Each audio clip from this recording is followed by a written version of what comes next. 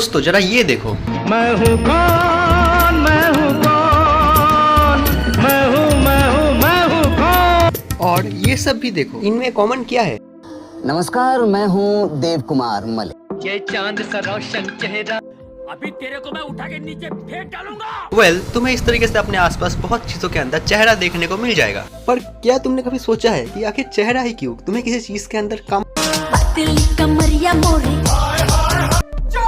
या फिर कबूतर क्यों नहीं देखने को मिलता?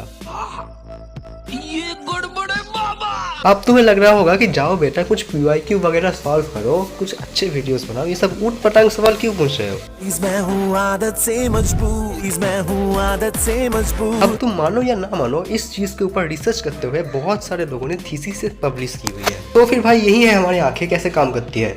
यहाँ से लाइट जाती है यहाँ पर उन्होंने सेल के साथ टक्कर होता है और वहाँ से केमिकल और इलेक्ट्रिकल सिग्नल यहाँ आते हैं और यहाँ से सीधा ऑप्टिक नर्व के थ्रू यहाँ। इसे कहते हैं विजुअल कॉर्टेक्स और ये हमारे ब्रेन के ठीक पीछे होता है। अब आंखें मूवी के अंदर अक्षय कुमार का बस रोकते हुए सिर पे एक पत्थर टकरा गया, जिससे हो सकता है उनके विजुअल कॉर्टेक्स में चोट लगी और उनके आंखें खराब हो गई। Oh my God! अब विजुअल कॉर्टेक्स एक ट्रैफिक पुलिस ऑफिसर की तरह काम करता है, तुम इस तरीके से समझ सकते हो। हमारे आंखों से जो सिग्नल की सुनामी आती है यहाँ पर, उसको ये शॉर्ट करता है और शायद मोशन वाले लाइन वाले चीज़ें यहाँ पर, मोशन यहाँ पर और वर्ड्स टाइप की चीज़ यहाँ पर। अब इसके बाद हमारा ब्रेन का विजुअल कॉर्टेक्स चीज़ों को दो पाथवेज में भेजता है मेनली, और वो दो पाथवे से वायर पाथवे और फट पाथवे। इन्फॉर्मेशन जैसे कि हिलना डुलना या फिर चीज़ है कहाँ पर, ये सब वायर पाथवे डिसाइड करता है। पर कोई चीज़ आखिर है क्या, ये कौन बताएगा? ये बताता है वर्ड पाथवे। अब भले ही पक्षी और मधुमक्खी दोनों ही एक ही तरीके से चलते हो यानी उड़ते हो, पर ये चीज़ उन दोनों के बीच डिफरेंस बता देता है। अब विजुअल कॉर्टेक्स एग्जैक्टली काम कैसे करता है, अगर ये किसी को जानना है तो फिर Vsauce चैनल का द सिटवेल ब्रेन नाम का वीडियो देखो। ओहो क्या वीडियो था ये भाई, मानना पड़ेगा।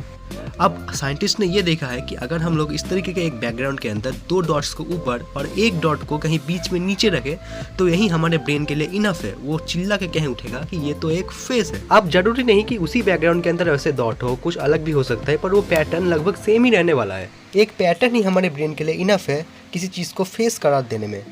अब ये चीज़ इतना फास्ट होता है, यानी हमारा ब्रेन इतना फास्ट डिटेक्ट करता है कि कोई चीज़ फेस है या नहीं, कि हम लोगों को लगता है कि लगभग ये प्रोसेस ऑटोमेटिक है। यानी तुम कह सकते हो तुम्हारे ब्रेन के अंदर लगा हुआ है एक फेस डिटेक्ट करने का हाइपर प्रोसेसर।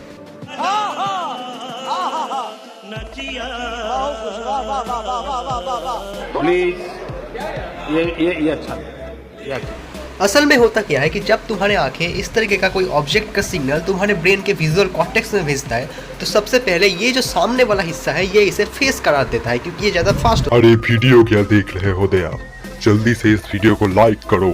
इसको लाइक करोगे तो तुम्हारे फीड में यूट्यूब इस तरीके के मजेदार और इंफॉर्मेटिव वीडियोस को भेजेगा।